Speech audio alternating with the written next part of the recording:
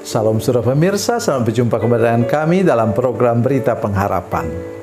Saudara sekalian, kita perlu mengerti tentang kemuliaan Tuhan. Mari kita sungguh-sungguh merenungkannya pada hari ini. Ada waktunya Tuhan menyatakan diri dengan angin sepoi-sepoi. Ada waktunya Tuhan menyatakan diri dengan gempa bumi yang dahsyat. Dan itu yang kita dengar sebentar. Mari kita berdoa sebelum kita lebih jauh menekan firman Tuhan ini. Bapa, dalam nama Yesus kami mengucap syukur kepadamu Tuhan. Engkau menolong kami untuk mengerti kemuliaan-Mu Tuhan hari ini. Supaya kami sungguh-sungguh menjadi orang yang menghormati Tuhan dan takut akan Tuhan. Dalam nama Yesus, haleluya, amin. Saudara pemirsa, mari kita membaca Alkitab kita dari Perjanjian Lama. Perjanjian Lama, Keluaran pasal 19 ayat 18. Keluaran 19 ayat 18, demikian bunyi firman Tuhan. Gunung Sinai ditutupi seluruhnya dengan asap, karena Tuhan turun ke atasnya dalam api. Asapnya membubung seperti asap dari dapur, dan seluruh gunung itu gemetar sangat. Amin. Saya sudah katakan tadi, Tuhan berhadapan dengan kita sesuai dengan situasi dan kondisi yang kita hadapi. Kepada Nabi Elia yang sedang putus asa, Tuhan menyatakan diri. Saya selalu mau baca ayat ini. Ini ayat yang menurut saya sangat seru, ya. 1 Raja-Raja pasal 19. 1 Raja-Raja pasal 19.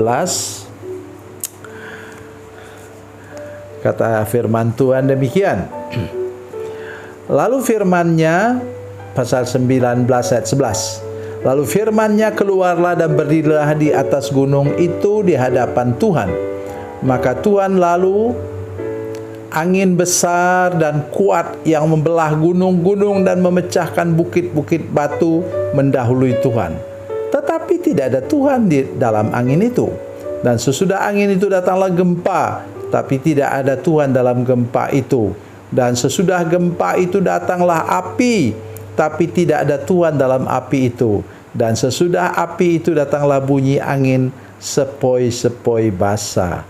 Segera sudah Elia mendengarnya, ia menyelubungi mukanya dengan jubahnya lalu pergi keluar dan berdiri di pintu gua itu. Maka datanglah suara kepadanya yang berbunyi, "Apakah kerjamu di sini, hai Elia?" Saya rasa suaranya juga lembut, seperti angin sepoi-sepoi. Mengapa? Tuhan berhadapan dengan Elia yang sedang putus asa. Saudara pemirsa, mari kita ingat saudara sedang dalam keadaan apa? Saudara sedang gembira luar biasa oleh karena apa? Baru mendapatkan uang banyak. Cara Tuhan menghadapi saudara sekalian, ia berbeda dengan cara menghadapi Nabi Elia tadi yang sedang putus asa. Dia sampai ke Gunung Horeb mencari Tuhan karena mau dibunuh oleh Ratu Isabel. Itulah pengalaman yang luar biasa. Dalam ayat firman Tuhan tadi yang kita baca, saudara sekalian, dikatakan bahwa gunung itu gemetar. Gunung itu gemetar, ada asap membubung tinggi. Kemudian ada api di sana. Ketika Tuhan datang mengunjungi Elia di puncak gunung itu, dan nanti memberikan firman Tuhan atau Taurat Tuhan dalam bentuk loh batu. Saudara sekalian, yang mengherankan kita ialah apa? Kok Musa tidak terbakar? Kok Musa bisa hidup berhadapan dengan Tuhan 40 hari, 40 malam, saudara sekalian?